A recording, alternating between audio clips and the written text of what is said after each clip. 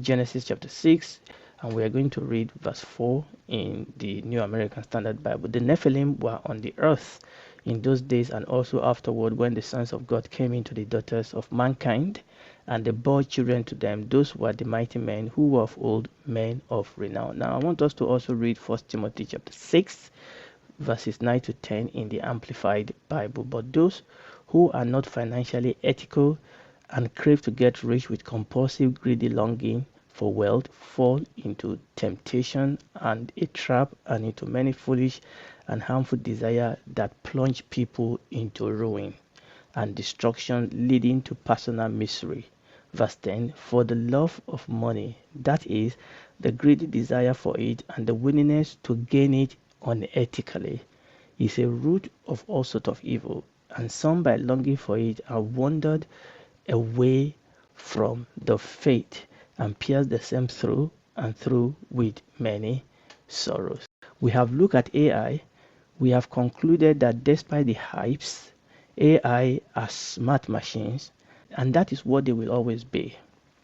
They will become smarter, yes, but they will never become human. Last episode, we established that AI is not the problem. The problem is the greed and the selfishness of the high stakeholder and power player in this field. They are the one we should be worried about. Those are the people we are worried about. Then there is the problem of transhumanism. That is where we ended the last time. And I don't want to go over what we've said before. So if we are not part of the teaching, couple of teaching in the last couple of weeks, you can go back. All right. That is the issue now. This issue, this problem of transhumanism, we define transhumanism as the margin of man and machine. We are not talking about people using technological aid to help them. That's not what we're talking about here. Those are good. Using your cochlear implant, using your pacemaker, using, technological limbs to help people walk. And all. That's not what we're talking about here. We are talking about blurring the border between human and machine. We are blurring that boundary between human and machine. Transhumanism is that amalgamation between the organic and the technology, and it results in creating what has been called superhuman. And that's the issue here.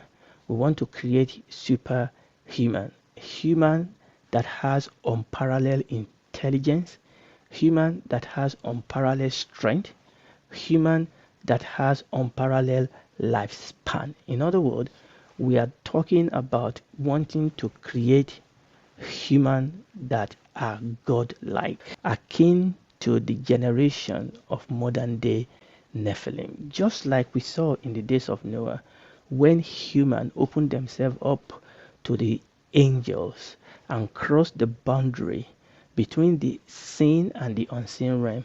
And it was that amalgamation that resulted in the creation of the Nephilim and the turning of a whole generation farther away from and against God, ultimately leading to the flood of Noah, the judgment of God. And that is exactly what we are witnessing today. Remember, the Nephilim were human, okay? It is not the humanity of the Nephilim that was the problem. It was the force, it was the Antichrist, it was the anti-God spirit that was operating through them. So here, the problem is not AI, okay? That's not the problem. The problem is that when humans join themselves to machine, they are opening themselves up to become or to take on the heart of the beast.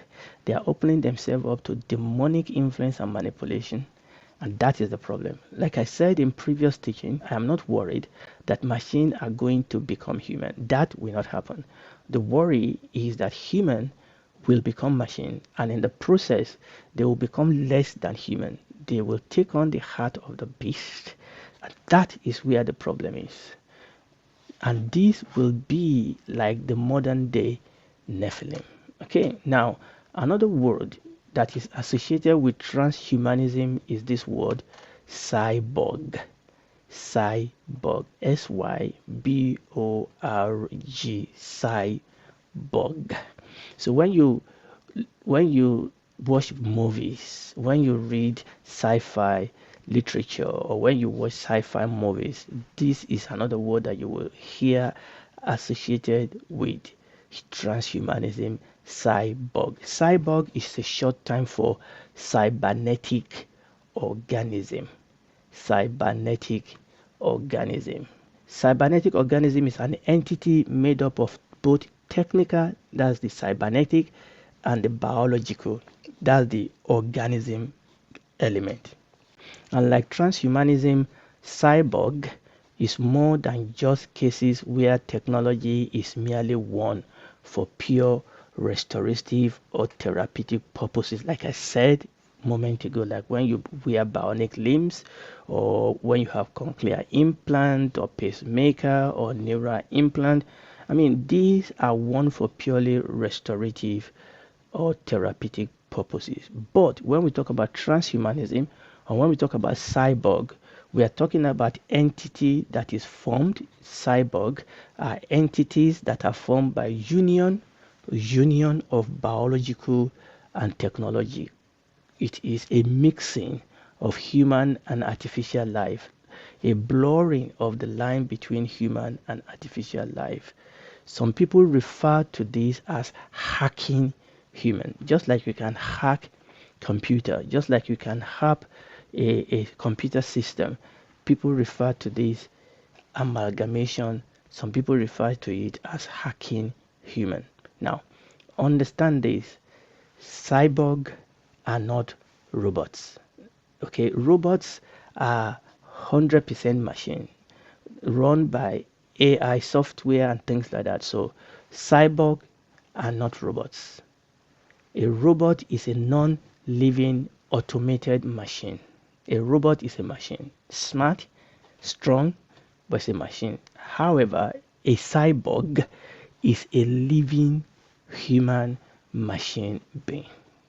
This difference is very, very important. A cyborg is a living human machine being, and what that is what a lot of the movement, or let me say some of the movement in our world today, that is where they are moving on to. Yeah, we are talking about AI, but this is where it's going to end up, and these are the technology that the Antichrist is going to lay his hand on, and is going to use first to deceive the world, and secondly to turn against God in what some people have called the last battle. When you watch sci-fi movie, example abound in movies. Okay, oftentimes movies have been used oftentimes to prepare us for the inevitable things that are going to be introduced somewhere down the line. Let me give you an example. A good example is a film that I watched as a young boy called Robocop. Robocop. I remember watching this film. So this is an example of a cyborg. Obviously, there has been a franchise since then. Other movies has been made as a spin-off of this, but this was the first one.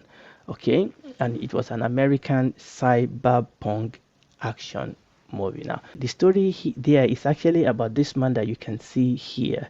His name is Alex Murphy. He was a Detroit, Michigan police officer, a human being, a full-blooded human being. He had a son. He was married.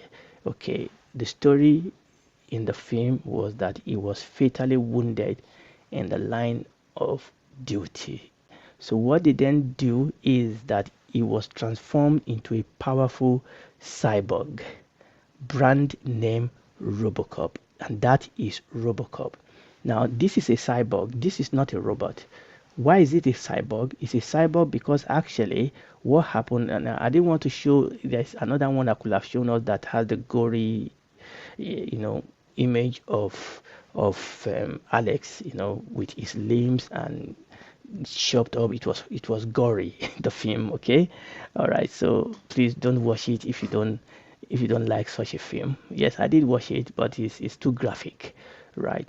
So what you have there is actually just a part of his head. And I think there was one of his hand that was saved. The other one was cut off. So there was essentially what you have there is the mind of Alex Murphy in this machine. So this is an example of a cyborg.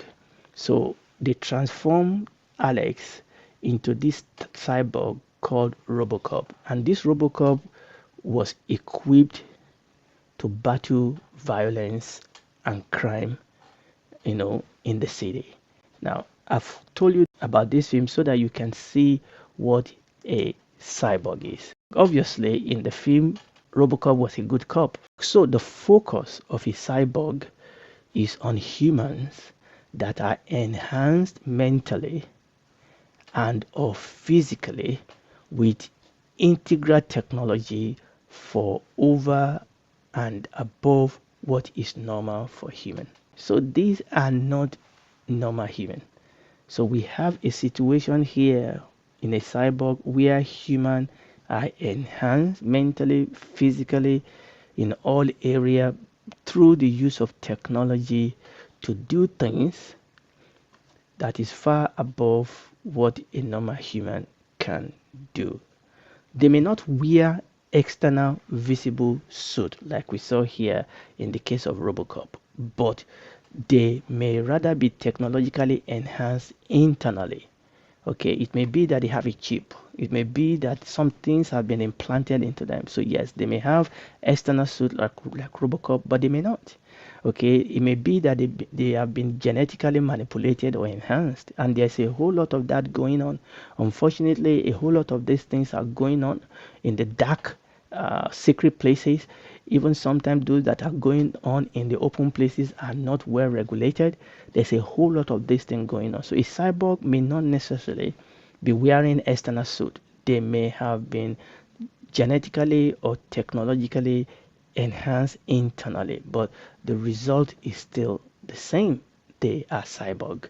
Whether we see the technological part of their enhancement outside or not. Remember what the Bible said about the mark of the beast that people will take. That will most likely be a form of technological mark that people will take. As I said earlier, no matter how smart machine become, they will never become human. However, human, on the other hand, can become a machine, and that is what we call a cyborg.